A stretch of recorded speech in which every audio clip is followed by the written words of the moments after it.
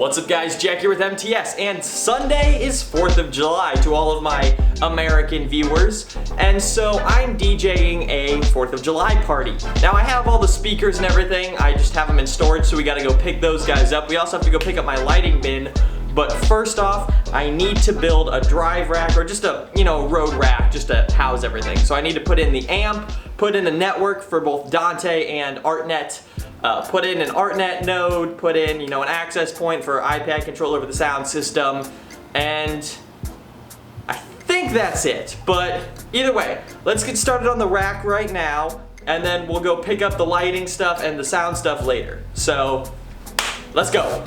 Alright, so this rack here is how I was transporting all of my switches and everything to take over to the new house. I also had a LAN party, so I wired everything up and used this massive rack here to drive a LAN party. I know, stupid, right?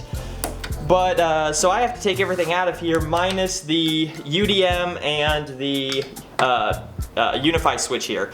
I would use the TP-Link Omada stuff, but I don't have TP-Link stuff set up right now to work with Dante, but I do have the UDM stuff set up for that already, so I'm just gonna go with Unify. Also, keep this little tiny cable here which goes around the back of the rack. Okay, so now I just have to take everything out of this rack.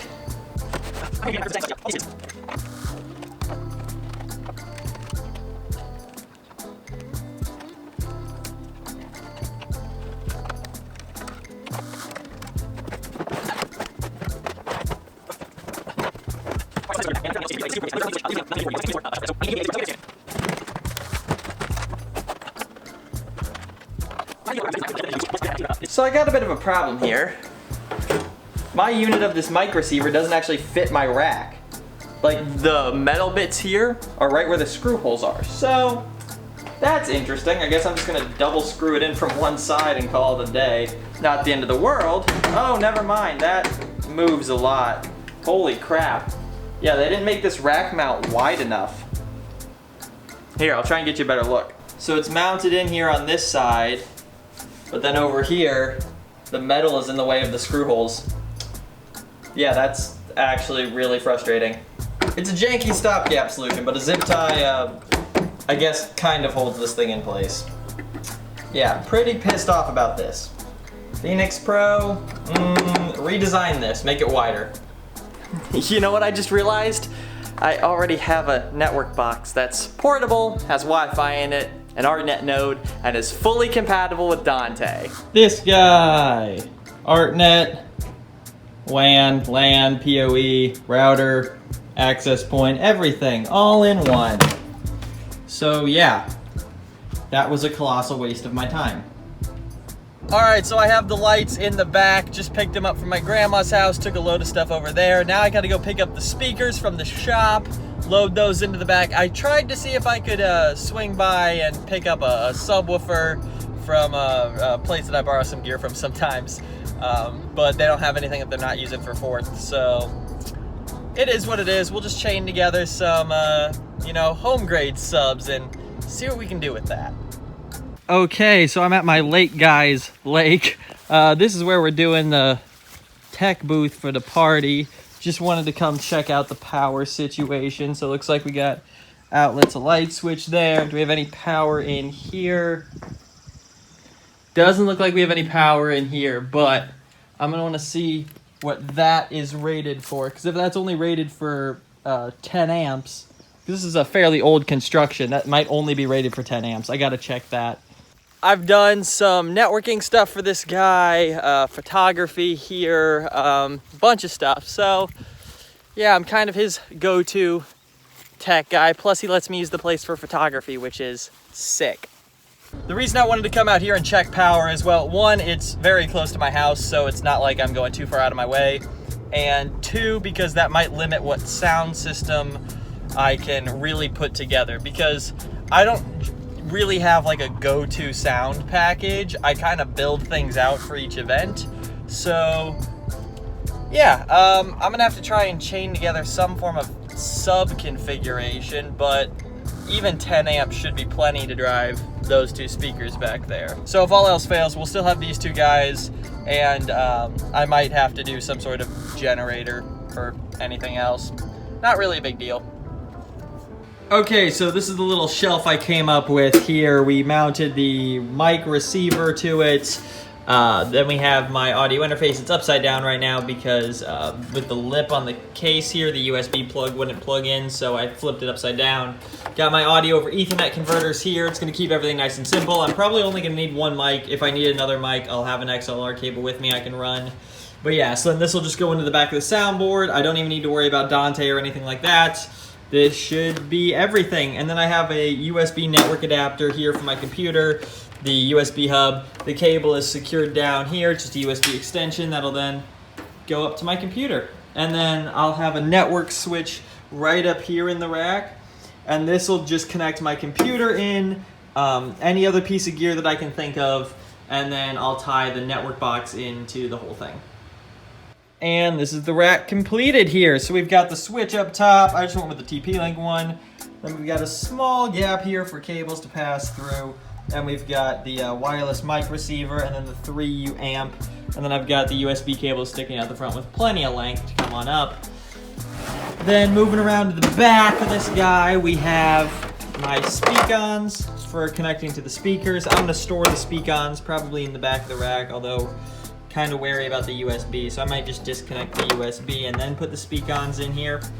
And then, oh, I still need to connect 2 lines here for my speakers, but we also have a power bar mounted right here, and I have access to the back of the audio interface if I need to, hey, swap this cable out for maybe dual TRS here, so if I need to go right, left, into here, I can do that, so yeah.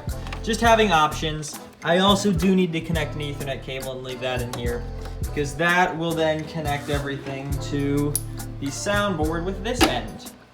I made these things like 4 or 5 years ago. These things are fantastic. Highly recommend making a set of these. You can buy them now on Amazon for like 50 bucks. There was only one company making these when I made them, and I actually copied his wiring diagram, so yeah, these things are sick. Now with everything installed in the rack, I put in my extra cables, have some extra cables up front, and now we can seal up the rack and throw it in my car. Is this a rack mount for my audio interface that I see being printed with 11 hours remaining? Oh, the joys of 3D printing. All right, so this is the setup we've settled on. We got the two Tannoy CPA 15s here, left and right. My drive rack. I'm not actually using the interface, I'm just using Dante Virtual Sound Card because I wanted to send the audio from the board back into the computer so I could process it using EMU to do lighting based off of the sound, but that didn't end up working, so I'm just running Jans Vista again.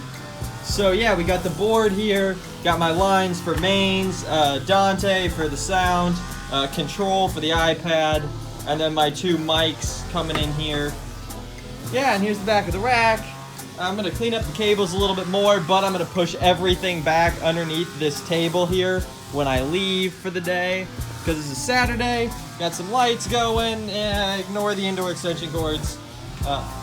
Yeah, so I've got like 6 or 7 fixtures here.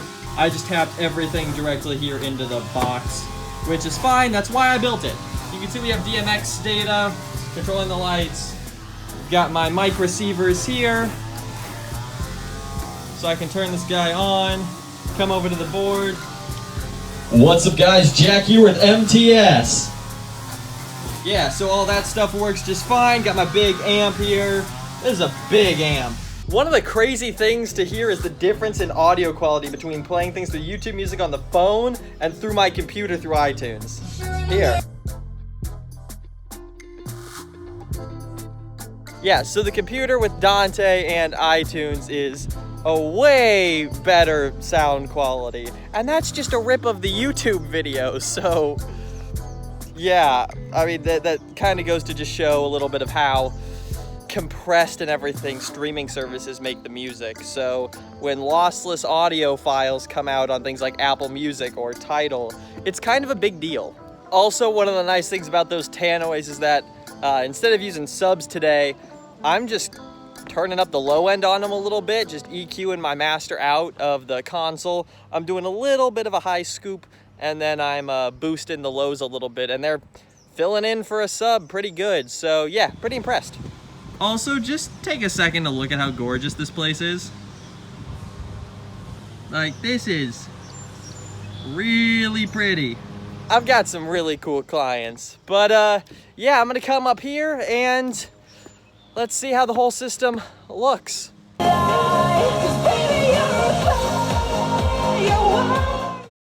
Okay, so I came back downstairs to see that the print had spectacularly failed. These pieces were off, and there was just this mess sitting on the printer. Oh, so much wasted filament. I think, though, that I can salvage this. I just accidentally hit shuffle in the middle of playback. So I guess Back in Black is just what's playing now. Don't you love when things used to work in the old version, but not this one? Yeah. Hi, Lucas. Hi.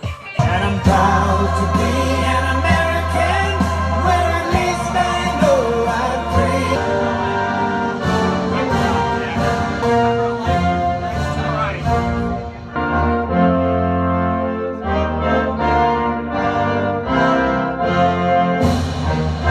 Hey everybody, happy 4th of July, away we go, it started. Thank you to Jack Miller here behind the scenes and all the doors, away we go, enjoy.